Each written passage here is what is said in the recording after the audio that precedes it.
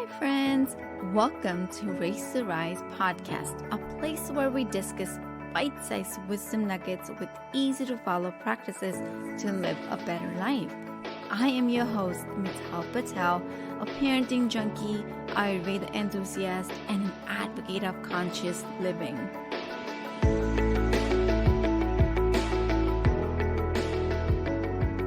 It is absolutely necessary to focus on what to do right in parenthood, but at the same time, it's so important to look at the things that not to do in parenting.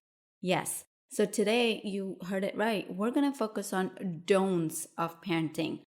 We get so carried away on, let me do this, let me add this, and then we forget to look at the things that we really need to avoid.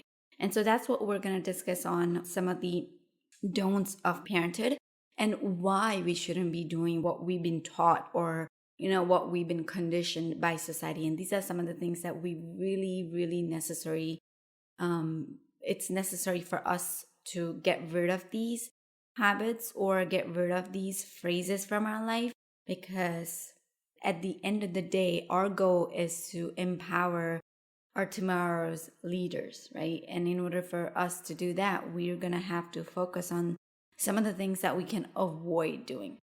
One of the analogy that I want to share that my spiritual teacher always shares it with us is that how do one make like idols or statues in order for them to, create from the scratch whatever it is, whether they use stone, whether they use some kind of, soil or any other material. Whenever somebody's carving out a statue or molding a statue, they carve out the pieces that are not necessary. So he says it's not always about adding stuff into your life, but it's also subtracting stuff from your life. Right? It's important to let go of things that are not serving. Same analogy applies here, that we really need to get rid of the things that are not serving us right now. So without taking a further ado, let's dive into it. So number one, don'ts of parenting is praise effusively. Like, yes, we really need to, of course, acknowledge our kids' efforts, but that doesn't mean we just praise them on an ongoing basis. Like, often. No, that's not, because another thing about this praising is an art. Okay, we really need to learn how to praise. Let's look at the definition of praise. What exactly praise means? Praise means expressing warm approval or admiration of, right? And so, of course, we do want to express the acknowledgement and admiration of, but we also want to make sure that we're not praising in a way where our kids get used to of that, external validation. And then as an adult, then they will look for the external validation from other people. So instead of praising, praising them, let's focus on and let's acknowledge their efforts and the process. It's about the process. Focus on the process, not the child himself, or not not them. Focus on their characteristics, focus on the process, focus on what are the efforts that they're putting on. So instead of saying you are good, say, you can say, oh wow, I really love how much work you put into it. Or instead of saying, wow, you're a great artist, say, oh, I really love the color combination that you've used, right? So focus on the processes and their efforts, but not directly onto them, like onto the child.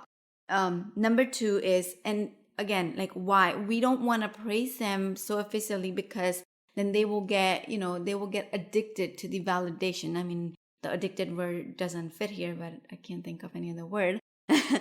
We don't want our kids to seek for an external validation or for an external approval. We want them to, go inwards for any type of validation. But right now, it's about us focusing on their processes so they can build that, self-confidence and don't need any external validations or approvals.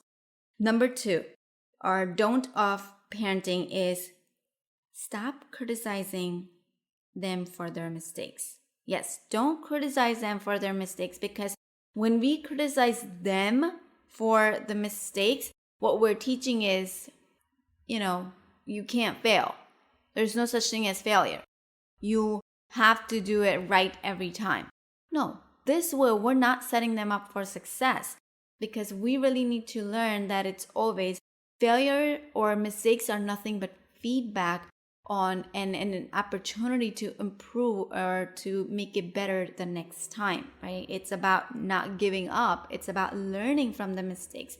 It's about that mistakes happen when we're not extracting the lesson from it. So teach them instead of criticizing them. Guide them, support them. Oh, oops, it happens. Wow. What could be our next step? I'm pretty sure you have a plan going on in your mind. If you need me, let me know. Things like that. This is how you wanna empower them to accept the as-isness of life, to accept, okay, yeah, I made a mistake. Now what? What's my next step? It's all about moving forward with it and not getting stuck with the mistakes, or not being stuck at the place where they are. So yes, don't criticize for mistakes. Number 3 of don't, threaten or punish. Yes, this is like we really need to stop. Yesterday, I watched one of the videos, and I think it was from a very popular show. I don't know what the show name is, but it was just a clip of sharing how us parents, when we can't regulate, we go into your timeout, you're grounded. And it's just, it was such a heartbreaking video I watched on threatening and punishing a child for not listening. But we forget that instead of joining their cries, how can we share our calm with them? That's what we really need to learn. We need to learn how to self-regulate and not getting carried away with their chaotic feelings that they're experiencing right now. Instead, how can we support and guide? So we really need to stop this threatening and punishing, because what we're teaching them is whatever they want in that moment is not right. And okay, stop listening to yourself. That's what we're teaching when we're threatening and punishing. Of course, it's not always that you get what you want. So at that time, we really need to set a limit, or instead of punishing and threatening, put a healthy boundary. Like, for example, I know you really want to watch this TV, or you wish that you could keep on watching this TV show, but right now is the reading time, or whatever it is, but we will watch this tomorrow at the same time. Whatever that maybe look like. It's so important. We need to tell them, it's okay to be mad or sad or upset regarding not getting what you want. But sometimes it happens. We don't always get what we want when we want, right? So we really need to guide our kids in that manner. Number 4 don'ts of parenting is ask to stop crying or feeling their emotions. This is so important. I have certainly done this, where I used to stop crying. It's okay. It's okay. It's like we're invalidating their feelings. We really don't want them to listen to their own feelings. This is what we're teaching when we're saying stop crying.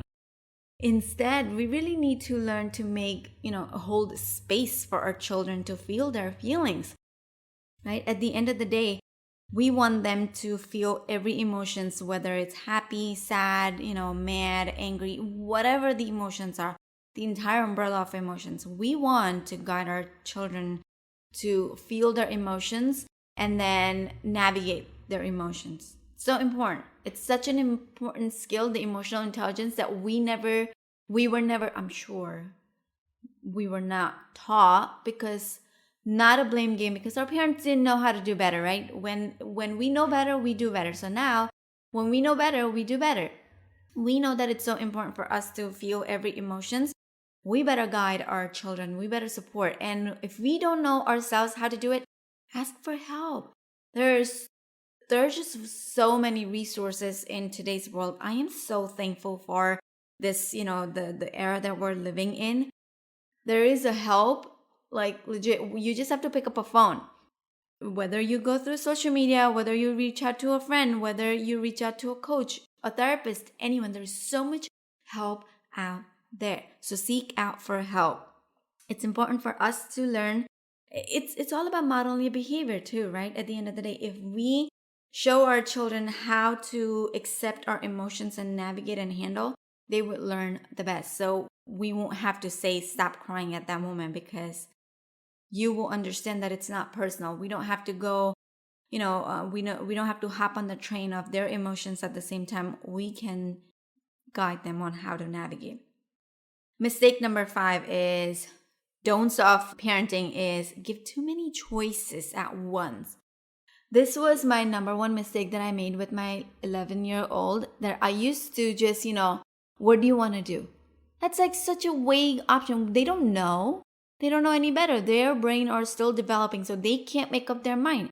So it is our responsibility to give them choices.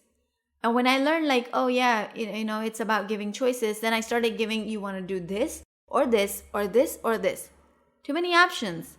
You can't, when your brain is not developed, you can't make a choice for yourself.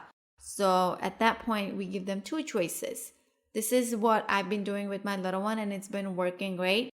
Do you want to play with your Legos? Or do you want to come join me in my office and do your colors? 2 choices. Very easy. You want to color or you want to play with Legos? This makes for their brain to process things easily, and this builds the muscle for, making a choice. Why do you think sometimes we get like in this mode of, like we can't make choices? I get that all the time. I can't make choices, like even today's date. I'm 33, but if I go to grocery store, if you leave me at the grocery stores, I can't decide what I want.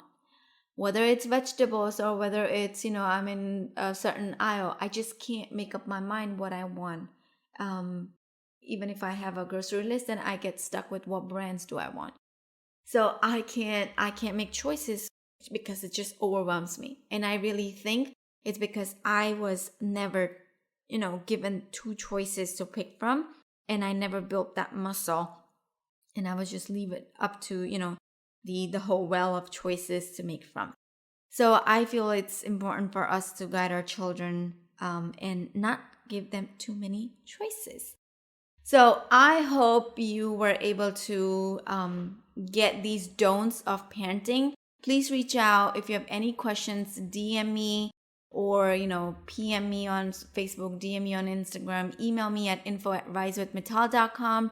Reach out for any help that you need working on this list of don'ts of parenting. I am here to help you. One of my biggest mission in my life is help one parent every day, and I am hoping that you will help me achieve my mission, accomplish my mission of hope, helping one parent every day. That's it for this week's episode of Race to Rise. Be sure to sign up to our email list at risewithmittal.com and join us again next time for more wisdom about life, kids, and everything in between. I am Mittal Patel, wishing you happy raising and rising.